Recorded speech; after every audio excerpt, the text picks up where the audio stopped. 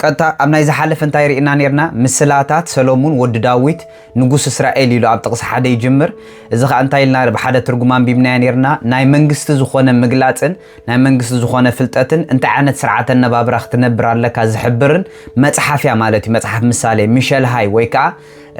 መጽሓፍ parables ወይ ከዓ proverbs ካ ይብላብት ናይ እስራኤል ቃል ማለት ወይ ድማ ናይ hebrew word ድሓር እንታይ ርኢና ነርና ካብ ምዕራፍ ሓደ ስጋዕ ጥቅስ ካብ ምዕራፍ ካብ ጥቅስ ሓደ ስጋዕ ጥቅስ 7 እታ ምዕራፍ ብዛዕባ ዕላማታት ጥበብ ያ ትዛረብ ኢልና ነርና ድሕሪኡ ካብ ጥቅስ 8 ንድሓር ዘሎ ድማ ምምራጽ ጽቡቕ ዝኾነ ምሕዝነት ኢልና ነርና ድሓረይ ኣብ ታሕተዋይ ድማ ጥበብ ካብ ጥቅስ 20 ሎም ማዓንቲ ንሪኦም ጥበብ እትጭድር ወይ ድማ ጥበብ ንሰባት እትጽውዕ እታ እትጽውዕ ዝዓይነታ ጥበብ ከዓ ኣብ ስታሕት ንሪያ ኢና ማለት እዩ ሕጂ ኣብ ዝሓለፈ እንታይ ኢልና ነርና ጥበብ ማለት ንፍልጠት ኣብ መሬት ናይ ምውራድ ክእለት ማለት ኢልና ነርና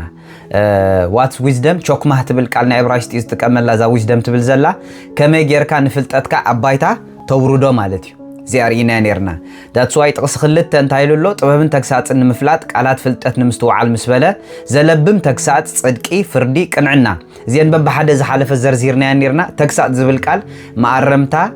سلطنا كم زبل ترجم الله ويلنا نيرنا تكسات كم زمن الدار قال زي كونه correction ويدما training صدقي justice مالتي فردن قنعنا دما قنع زخونه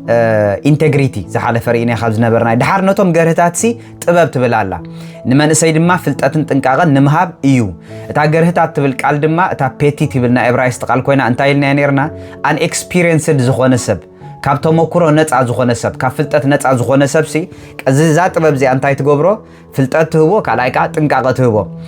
ካብ ምንታይ ክትጥንቃቅ ከይፈለጥካ ክትጥንቃቅ ስለ ዘይትኽእል ቀዲማ ፍልጠት ትህበካሞ እቲ ዝኣተወካ ፍልጠትካ ከመይ ብጥንቃቀ ከም ትመላለስ ይመርሓካ ናብ ሓድሽ ኪዳን ከድና ዝሓለፈ ክንሪኦ ከለና እንታይ ኢልና ነርና ቲቶስ معرف كتا تقص 11 ጸጋ አምላኽ ተገሊጹ ንኹሉ ምድሓና አምጪ ምስበለ እቲ ዝተገለጸ ጸጋ ኸ መምህርዩ ኣብ ጥቅስ 13 ከም ኢሉ ወሎ ከመይ ብጽድቂ ብጥንቃቐ በምልኾ ንኽነብር ግፍዕን ዓለማዊ ትምኒትን ክሒድና ነቲ ዕዙዝ ተስፋና ማለት ምግላጽ ጎይታና ኢየሱስ ክርስቶስ እናተጸበና ክንጸንሕ ይምህረና አሎ ኢሉ ወሎ ስለዚ እንታይ ዓይነት ፍልጠት ኢና ነእቱ ወይ እንታይ ዓይነት ትምህርቲ ኢና ነእቱ ናይቲ ናይ ጸጋ ዝኾነ ትምህርቲ ወይ ድማ ናይቲ ክርስቶስ ኢየሱስ ድሰርሖ تمهرتي بمئتاو بؤون عب مالتي كالاي بيتروس معرف 3 ورينا نيرنا احواتي يلو بتصغان بفلطات مدحانينان غويتانا يسوع كريستوس دا عبيو عبيت زركب كاب فلطات مدحانينان غويتانا يسوع كريستوس which is ناي ጸጋ ፍልጠት ይልወሎ ካላይ ጴጥሮስ ብዝራአና በዚ ጥራዩ ዕቤት ዝርከብ ማለት እዩ دحاري مثالي تقص شوعات انتايلنا نيرناو فرات እግዚአብሔር ናይ ጥበብ መጀመርታ እዩ ትብል እዚያ ናይዛ መጽሐፍ እዚያ ናይ ኩላ ምሳሌ በሐፈሻ ታወርቃዊት ቨርሲያ ፍራት እግዚአብሔር ይልዋ ዘሎ ብዚ ብእግዚአብሔር ምርዓድ ወይ ካ ቀጥቀጥ መባል ዘይኮነ እታ ትርጉም ክንዝርዝራ ከለና በዕብራይስጥ እንታይልና ነርና ንእግዚአብሔር ዘለካ ዓቢ አድናቆት ንእግዚአብሔር ዘለካ ዓቢ ክብሪ ምስ እግዚአብሔር ዘለካ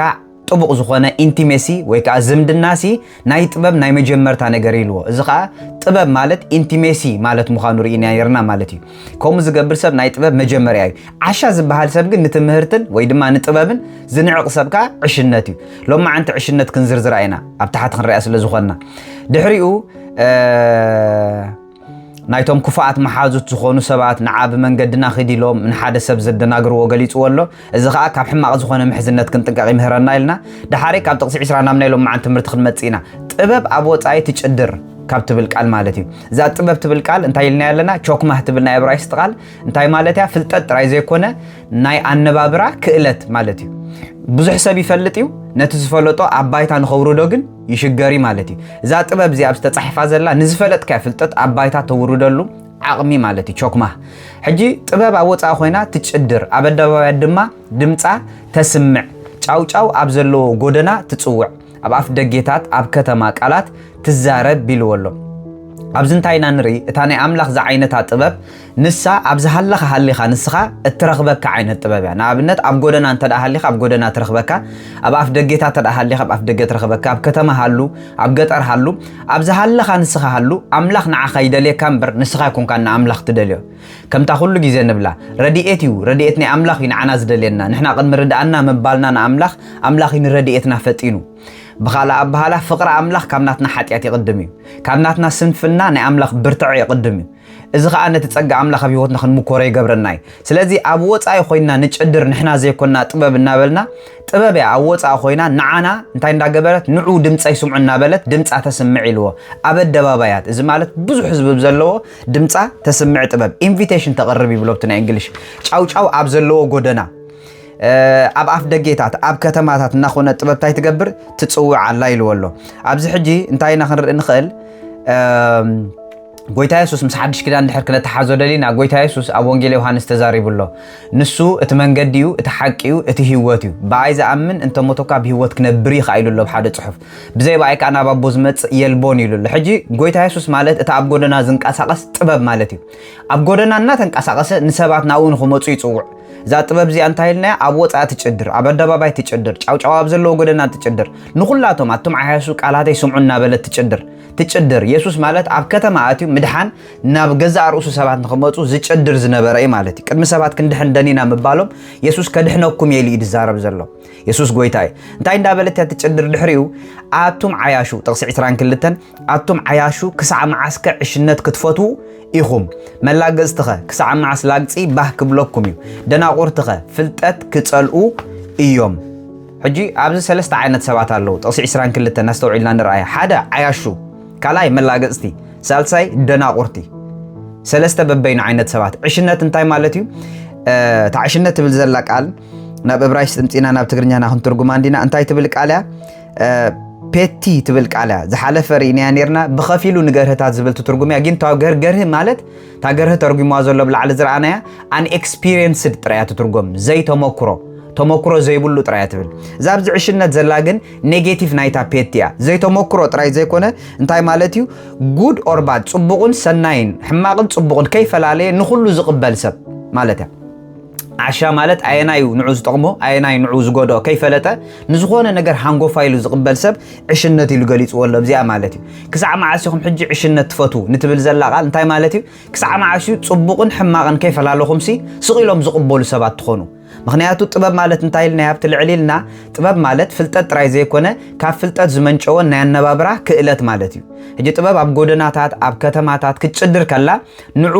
ከመይ ዝበለ ኣነባብራ ክትነብሩ ከም ዘለኩም ክሕብረኩም እያ ትብል ዘላ ዓሻ ግን እንታይ ዝገብር ጽቡቕ ይሰምዕ ሕማቕ ይሰምዕ ንኹሉ ከም ዘለዎ ይቕበል መሚዩ ዘይኮነ ዝወስድ ከም ዘለዎ ዝወስድ እዩ ዓሻ ማለት እዩ that's why ክሳዕ መዓስ ዕሽነት ክትፈትዉ ኢኹም ኢልዎ ኣሎ ዳሓረይ መላገጽቲ ካልኦት ዓይነት ሰባት ከ እንታይ ዓይነት ሰባት ኣለዉ እዚ ላግጽ ዝፈትዉ ኣብ ልዕሊ ሓቂ ዝላገጹ እታ ትርጉም ናይዛ መላገጽቲ ትብል ዘላ ኣብቲ ዕብራይስ let's see ምብላ LETSIM ንሓቂ ዝላገጹ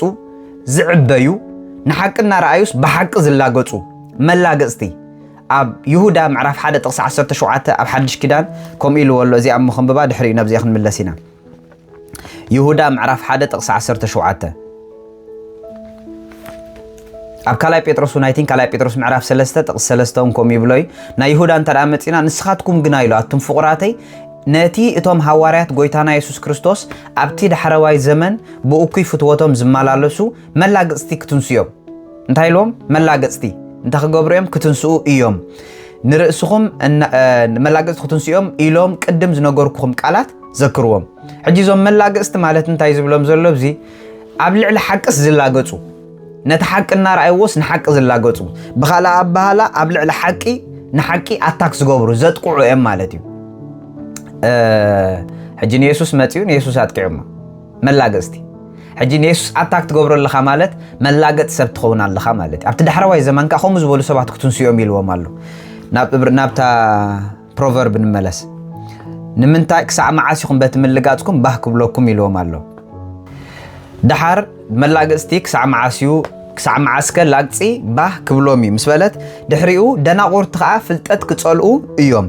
ዝሓለፈ እንታይ ኢልና ነርና ዴፊኒሽን ናይ ድንቁርና ዋት ኢዝ ድንቁርና ማለት እንታይ ማለት ኢልና ነርና ካብዛ ምዕራፍ በዛ ምዕራፍ ክንፈትሓ ከለና ድንቁርና ወይ ድማ ዕሽነት ተመሳሳሊ ስለ ዝኾነ ጥቕስ 7 ፍርሃት እግዚአብሔር ንጥበብ መጀመርያ ምስ በለ ዓያሹ ግን ንጥበብን ንትምህርትን ይንዕቅዎ ስለዚ ዕሽነትን ድንቁርናን ተተሓሓዝ ነገር ኮይኑ ንጥበብን ንትምህርትን ዝንዕቅ ሰብ ዓሻይ ማለት እዩ ስለዚ ዋት ኢዝ ድንቁርና ማለት ንትምህርቲ ዝንዕቅ ሰብ ደንቆሮ ክትከውን ተዳኣ ደሊኻ ንትምህርቲ ክትንዕቅ ኣለካ ማለት እዩ ሕጂ እዚ ደናቁርት ፍልጠት ክጸልዮም ትብል ዘላ ቃል ከሲል ትብላብትና ዕብራይስጥ ቃል እዚኣ ድማ እንታይ ማለት እዩ ዘይምፍላጥ ጥራይ ዘይኮነ ወይ ከዓ ፍልጠት ዘይምህላው ዘይኮነ ንኸይትፈልጥ ብገዛ ርእስኻ ምውሳን ማለት እዩ ንፍልጠትና ሰማዕካስ ንኸይትፈልጥ ምውሳን እያ ዛ ቃል እዚኣ እዛ ደናቁርት ኢልዋ ዘሎ ፍልጠት ናባኻ ገጹ ይመጽእ ኣሎ ወይ ከዓ ጠቓሚ ዝኾነ መምርሒ ናባኻ ይመጽእ ኣሎ ከመይ ጌርካ ክትምራሕ ኣለካ ምክንያቱ ጥበብ እንታይ ኢና ኢልና ደጋጊመ ይደግማ ኣለኹ ዛ ቃል ጥበብ ማለት ካብ ፍልጠት ዝመንጨወ ናይ ኣነባብራ ክእለት እዩ ከመይ ጌርካ ክትነብር ኣለካ ናባኻ ቁኑዕ ዝኾነ መምርሒ እናመጸ ክትነጽጎ ከለኻ እስኻ ንገዛእ ንድንቁርና ርእስኻ ሓሊፍካ ትባለኻ which is ደንቆሮ ኢኻ ደናቁርቲ ንፍልጠት ክጸልኡ እዮም ኢልዎ ኣሎ ሕጂ ናብ ተግሳጸይ ተመለሱ ጥቕሲ 23 ኢንቪቴሽን ወይ ድማ ዕድመ እንታይ ትብላላ ጥበብ ናብ ተግሳጸይ ተመለሱ ተግሳጽ ትብል ቃል እንታይ ኢልና ፈቲሕና ነርና ኣብ ላዕሊ ናይዛ ምዕራፍ እዚኣ ምዕራፍ 1 ክንርኢ ከለና ተግሳጽ ጥቕሲ 2 ኣለና ጥበብን ተግሳጽን ንምፍላጥ ታ ተግሳጽ ትብል ቃል ሙሳህር ትብልና ዕብራይስጥ ቃል ኮይና እንታይ ማለት ያ ተግሳጽ ኮሬክሽን ምግባር ትሬኒንግ ምግባር ማዕረምታ መሃቢልና ነርና ዝሓለፈ ስለዚ እንታይ ትብላላ ጥበብ ናብ ተግሳጸይ ተመለሱ ናብቲ ናተይ ማዕረምታ ተመለሱ ናብቲ ናተይ ትሬኒንግ ተመለሱ ናብቲ ናተይ ስልጠና ዝህበኩም ስልጠና ኣብ ኣደባባይ ኮይና ጽውዕም ዘላ ኣብ ዕዳጋ ኮይና ጽውዕም ዘላ ነዞም ዓያሹ ነዞም መላግጽቲ ነዞም ደናቁርቲ ንምንታይ ኢላ ማዕረምታ ክትህቦም ክተሰልጥኖም ድሓር ከመይ ዝኾነ ስርዓት ኣነባብራ ክነብሩሎም ምእንቲ ክጠቕሞም ያ ማለት እዩ ናባይ ተመለሱ ዛ ተመለሱ ትብል ዘላ ቃል ኣብ ሓድሽ ኪዳን ኣብ ምንታይ ንረኽባ ቃል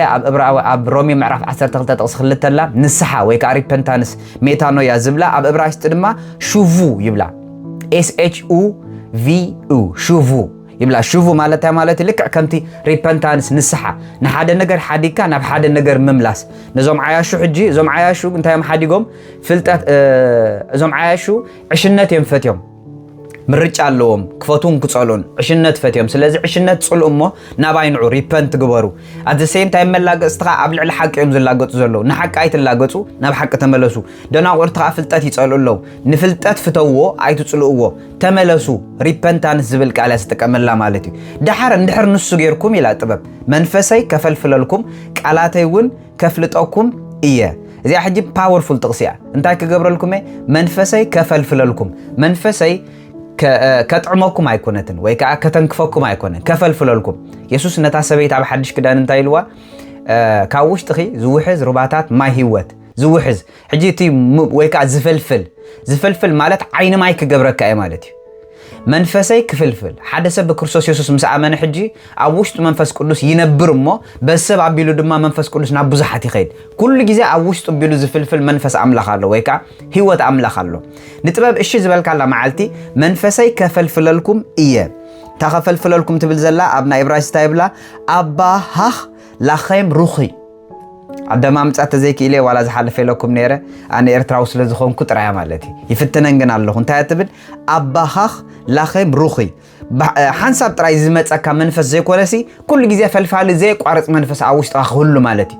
أب عامت أب كلت عامت أب جل أب فاير زخون كارلو جل زيك ونا daily أب هيوتك wisdom سي through the Holy Spirit ويك أب منفس كل سب بلا هيوتك كتفلفل كلا مالتي This is powerful برهات زري ناب تكساتي اندحر تمليسكم تتكسات مالت زحالف انتاينا لنا او احواتي كنغاساسات علنا كنغاساسات مالت حجي بقى بقطع على حدث من الدار ويكا تغاغي خا خاصخا حلنو خصع زعرب مغبار زي كونه تا تكسات مزغبا غيرنا فتحنا هنا زحالف زي نبركم سبات اف يوتيوب ناتي ارو إلكم ويدما كرايست اور لايف إلكم اب يوتيوب بارت 1 بارت 2 ناي بروفيرب نايزان مصنع عدلنا مصحف تصعين له اب بارت 1 نزا تكسات تبل بقال فتحنا يلنا تكسات مالت مقطع وي غله زي كون انتاي مقرمتا ان تريننج كوركشن ان تريننج مالتي املاح سم يبارخ سلازي نابتا انا زوبكم كوركشن نابتا ناي قال املاح معرمتان هيوت كان حركت ملت جميركا منفس قدس ويكا هولي سبيريت كل غزي هيوتكا فلو غيرو بحيل خعي جمر مالتي دحاري تقصي 23 انفيتيشن 24 نخد 24 كن نزا انفيتيشن تقصي 23 زلا اندحر نصيكايا صوعي انبس لزبلكم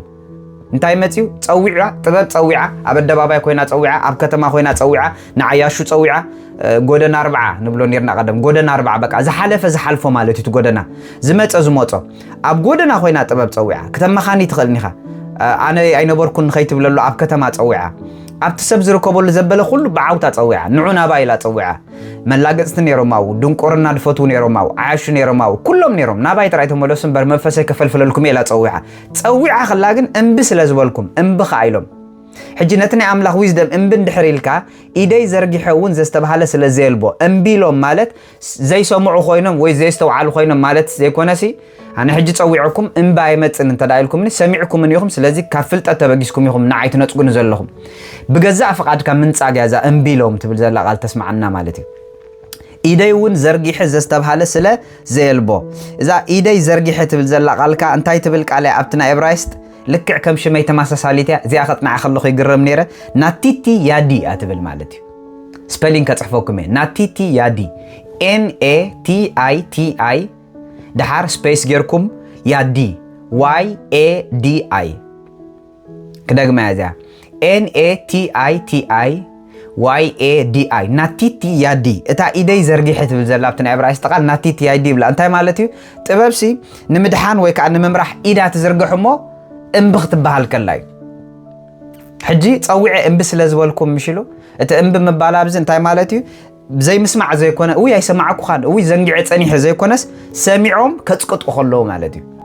እቲ ፍልጠት ኣምላኽ ኣብ ውሽጥኻ እናኣወየ ከሎ ናይ ኣምላኽ ዝኾነ ስርዓት ኣነባብራ ኣብ ውሽጥኻ እናኣወየ ከሎ ወይ ከዓ ብክርስቶስ የሱስ ምስ ኣመና ሕጂ ኣብ ውሽጥና ብክርስቶስ የሱስ ጻድቃናት ኢና ቅዱሳን ኢና መንፈስና ሓድሽ ፍጥረት ኮይኑ እዩ ንሕና ሓድሽ ፍጥረት ኢና ከመይ ክንነብር ኣለና ፀጋ ኣምላኽ ኣብ ውሽጥና ኮይኑ ይምህረና እዩ ሕጂ ኣነስ ኣይክእልኒ ዓቕሚ የብለይን ክነብር ኣይክእልኒ ክትብል ከለኻ ብፍልጠት ኢኻ ነቲ ናይ ኣምላኽ ዊዝደም ትኽልክሎ ዘለኻ ዓቕሚ ስለ ዘይብልካ ኣይኮነን ናትካ ዓቕሚ ካብ ርእስኻ ዝሓለፈ ናይ ክርስቶስ ዓቕሚ ክርስቶስ ዓቕምኻ ክርስቶስ ንዓኻ ሓይልኻ እዩ እንታይ ክትነብር ኣለካ ንስኻ ዘይኮንካ ንህይወትካ ትመርሓ እንታይ ክትነብር ኣለካ ንሱ እዩ ንዓኻ ዝመርሓካ ዳትስ ዋይ ኻ ኣይክእልኒ ኢልካ ጎይታ ተቐቢልካ ካብ ጥበበይ ጥበብ ኣምላኽ ይዓቢ ኢልካ ጥበቡ ተቐቢልካ ማለት እዩ ስለዚ ንርእስኻ ንዕኡ ተዚኣ ግዜካ እምቢ ትብል ኣለኻ እምቢ ዝበልካላ መዓልቲ ኢደይ ዘርጊሐ እውን ዘስተባሃለ ስለ ዘየልቦ እዚኣ ናቲቲ ያዲ ንምምራሕ ኢደይ ዘርጊሐ ክመርሓካ ደልዩ ኢዱ ዘርጊሑ ግናኸ እምቢ ክትብል ኣለኻ ኣረ ምኽረይ ስለ ዝኣበኹም ጥቕሲ 25 ተግሳፀይ ከዓ ስለ ዘይተቐበልኩም ኣብ 25 ድማ እንታይ ኢና ንርኢ ንምኽርን ንማኣረምታን ክትዓቢ ከለኻ ማለት እዩ ሕጂ ከይተሓወሰኩም ካብ ጥቕሲ 20 ንታሕቲ ዘሎ እትፅውዕ ዓይነት ጥበብ ዝብል ኣርእስቲ ኢና ንርኢ ዘለና ጥበብ ኣብዚ ትፅውዕ ዘላ ፍለው ግበሩ ምሳይ ሕጂ ምኽረይ ድማ ስለ ዝኣበኹም ምኽሪ ዝሓለፈ እንታይ ኢልና ነርና ነፍሲ ብምብዛሕ መኸርቲ ትድሕን እያ መን ይመኽረካ ዳ ኣንፅር እምበር መኸርቲ እንድሕር ፅቡቕ ኣብ ጥቓኻ ሃልዮም ንምድሓን ይጠቕሙ እዮም ከም በዓል ምኽር ሳምባላጥ እንድሕር ኮይኑ ግን ንምዕናው ይጠቅም ማለት ዳትስ ዋይ እዩ ኣብ ካልኣይ ፓርት ናይዛ ምዕራፍ እዚኣ እንታይ ኢልና ካብ ሕማቕ ዝኾነ ምሕዝነት ክትጥንቀቕ ወደየ ንዓናይ ነፍሲ ነጥፍእ እንተዳ ኢሎምኻ ወይ ከዓ ነቶም ገርህታት ካብ ማሕፉድኦም ከምዚ ንግበር ዕጫ ብሓደ ነውድቕ እንተዳ ኢሎምኻ ኣባይቲ ንዝመት እንተዳ ኢሎምኻ ኣይትስዓቦ ኢሉ ኣቦኡ ምዒድዎ ወይ ከዓ ኣዲኡ እውን ምዒዳቶ ንምንታይ እንተዳ ኢልና ሕማቕ ዝኾነ መኸርቲ ወይ ከዓ ሕማቕ ዝኾነ ምሕዝነት ነቲ ኣምላኽ ኣብ ህይወትካ ዘቐመጦ ፀዓት ወይ ከዓ ኢነርጂ ወይ ከዓ ዱናሚስ ዝኾነ ፓወር ፃውዒት ክኸውን ይኽእል ንዑ ዘጥፍኡ ሰባት ኣለዎ ማለት እዩ ንዑ ይረኽሙሽ ዘብለልካ at the same time ድማ full of wisdom ዝኾኑ መኸርቲ እንተዳ ኣብ ዙርያኻ ሃልዮም ከዓ ትኽእሎ ኢኻ ንስኻ በታ ኣኽ ክርስቶስ ዝበካ ሓይሊ ንኹሉ ትኽእል ኢኻ ስኻ ዘይኮንካ ክርስቶስ ይኣባኻ ዝነብር ዘሎ ብምባል ነቲ ውሽጥኻ ዘሎ ዊዝደም የበራትዕዎ ማለት ሕጂ ንምኽሪ እንድሕር እምቢ ክትብል ጀሚርካ ግን ረእይዎ ምኽረይ ድማ ስለ ዝኣበኹም ጥበብ ትመኽረካ ሓደ ካብቲ ጥበብ ተዓየሉ መንገድታት ምኽሪ ማለት እዩ ኣድቫይስ ወይ ከዓ ዊዝደም ተግሳፀይካ ኣይተቐበልኩምዎን ድሕሪኡ 26-27 ኮንሲኩዌንስ ወይ ድማ ሳዕቤን ናይቲ ካብ ጥቕሲ 24 ዝረኣናዮ እንታይ ናርኢና ካብ 24 ናብ ተግሳፀይ ተመለሱ ኢላ ሚዒዳቶም ኣብ 23-24 እምቢ ኢሎማ እምብጥራይ ዘይኮነ ኢዳ ዘርጊሓ ክተድሕኖም ኢላ ዘስተባሃለ ስለ ዘየልቦ እዛ ዘስተባሃለ ስለ ዘየልቦ ትብል ዓንተ ወይ ኣይነገርኩኹምን ቃሻቭ ትብል ሩት ናይ ተኣሽሙ ኣለዋ ናይ ሄብሪ ኣለዋ ቃሻቭ ትብል ቃል ድማ ኣብ ዕብራውያን ኣብ ምሳሌ ምዕራፍ 4 ኣብ ከባቢ 21-23 ዘሎ ወደየ ናብ ቃላት ያቐልብ እዝንኻ ድማ ናብ ዘረባይ ኣድንን ዝብል ቃል ኣብ ናይ ዕብራይስጥ ቃሻቭ ዝብል እዚ ማለት ኣተኲርካ ስምዓኒ እጅ ገሊኹም ትሰምዑን ኣለኹም ግን ኣይትሰምዑን እንካ ኣለኹም ገሊኹም ግን ትሰምዑን ኣለኹም ናይ ብሓቂ يسوس اتسمع إذن زلاتو يسمع لهم كلهم عزاناتهم إذن لهم ناي كلهم يسمعوا لهم يسوس حيدت كابهم جن يسمعوا لهم انتي مالت ناي لبهم يسمعوا زلوا اتسمع إذن زلاتو نزق علاتيس كاب لبهم زقلبوا له زلوا كعشاب زقبروا زلوا يعتبل كعشاب سمعهم ترى يخيد زحد جوا زي كونه ويك بزوت يوم بزوت وزي كونه سي استوعي لهم سمعوا ويك كاب لبهم يسمعوا خلنا بلون خلنا تقرنيانا سلازي زستبه على يلبون مالت سمعهم ما ترى زي كونه نتعتبهم كو سمعهم من جين انتي جبروا لا أي مراتون كاستوعلوا لا يمرطون الناس سمعوا أن تعتبر سلازنا تجوا انتاي مصيوم دحري انا ونيلو اتتفرهو خمص خلو اتتفرهو كم هبوبلا خمص مكراخ كم شمبوبو خوينو خبصحكم صببان ጭንቀትን كوردكم كله بمكراخم كسحقيه انا كباጭ ولكم حجي ازياد استوعلنا خريانا 26 27 ولا تحتيلو زقصل ابز حجي سعبين كاب فلطت حرا زخونه سب اندحر كونكا نسخه سعبين كاب طبب حرا زخونه سب انتدا كونكا نايت تغعزو غعزو اب هيوتكا تري نغرات الله مالتي طقس 26 انت ترينا سيد بروسيس دحركا ريزالت ወይ ድማ እንታይ ብልዎ ናይ ዘርኢ ዓይነት ሕግ ዘርኢ the law of seeds حكيت هذه تجاجة حق ناي زري حدا حرستاي زري زر مزرع يتصبى مستتصبى يحفز مالتي تزرع تتصبى تحفز seed process ده حركة انتاي محفاسي ما تصابزي ده حلفة تعطى ذكرنا نديرنا ما عرفش شو مثال تعطى شدشة انتاي دبل تعطى سي بجيزي حاجة انتاي جبر مقبو يكب يزرع سوري يمرر ده حرب بجيزي قوع انتاي جبر يكب حجي د زرعلو غيزلو ወይ ከዓ ኮለል ዝብለሉ መግብ ዝምእረሉ غيزلو دحركا زእክበሉ ዝበልዓሉ غيزلو بقوع يبلع سوري حجي دسيم ابزي ابتبلع علخن طقسو دصنحنا نفلطات انبزبل كالن معالتي نطبب نمخر انبزبل كالن معالتي نساته نتم معالتي بروسسن حلين فرأن هباخا اتزهباخا فرد ما انت يبحال حدا مكرا هباخا كم شنبوبا زخونه مكرا هباخا زمالت كتقواطاطرو زي تخل مكرا هباخا at the same time صبابه هباخا ጭንቀት ይባኻ ኩለን ገሊጽወን ኣሎ እንታይ ዝሕጂ ናይቲ ዝኸድካዮ ኮንሲኩዌንስ ወይ ድማ ሳዕቤን ማለት እዩ ከምዚ ሕግ ዘርኢ ኣብ ሓድሽ ክዳን ሰርሒ ኣቡሊ ክዳን ሰርሑ መሸላ ዘርኢ ሓደ ሓረስታይ ስርናይ ክጽባ ኣይክእልኒ መሸላ እንድሕር ዘይጠቅም ኮይኑ ጥበብ እንታይ ትገብረካ ከሎ ገና መሸራ ክትዘርእ ንግራት ከዩ ፈርካ خلኻ ጥበበኛ እንተ ዳኾንካ መሸላ ኣይጠቅምኒ ፍልጠት ትህበካ مسمع انت لعابيخا مخرت تسدلك مشال يطقمني زبل مخرتي نمخرت اندحر مسمع عابيخا تكساص تبكا مارمتا ترينين نعخا تسلطنكا نز اندحر مبخت بالجميركا نخل عابيخا اندحر مشال زريكا كن ات مشال غزيو حلي مشال خوين متاكا دحريو سلمنطاي طاف زي زراكو كتبل كلخا از حجي اتقدمكا زحالفكا يا غعزو نايتي زحالفكا يا غعزو حليو اتحافسو زلخا هيوتي مالتي that's why نا لما عنتن نبرو زلنا نابرا كلنا نزخونه سب إننا خنا وطاوط عين خلنينا وتصيت نايت تمالي أو تنازع حدر حسابي مالتي you can never judge anyone about your life بزعبا هيوت كان ولا حدا سب judge كتقبراي تخلنيها نسخاني حسابات كوتصيها نايتهم تمالي زي حساب كام وتصيت لما عنت تقباره خوينا ما بهوت كاتريو مالها لما عنت هوت كاتلات عليك لما عنت تحسبات حساسبا لوطو لما عنت زي تحسبات حساسبا مسلوت كايو صباح استلوت عينت نابرخ تنبر تخيليها إذا لو ما أنت تلوت أزلها حساب زر نايت تصبح تنبرو نابراي إذا أمونغولو من أمونغو تصبح نزلو ليت دما بروسيسي مالتي that's why لو ما أنت تنعق الله مالت نتصبح أزيخة تبلاش والله مالتي قبل ما أنت نمعلت شلل يلو زحال فاسب نعمتاتو شلل زبل زلو سب مالتي ألنا دبر خات زري حجي أنا خا كسحقكم إيه بمكرهم كسحقي إذا كسحقي مالت أبتنا إبراهيم ترجم تشك أنت رأجيكم كباج أولكم ويكا نيجاتيف قال زي كون إذا سمع تقديم زنجركم قالسي إزاي يخبلكم قديمة بالعلنا بتكسات تملس خبلكم كلهم مغريك تعبي خلهم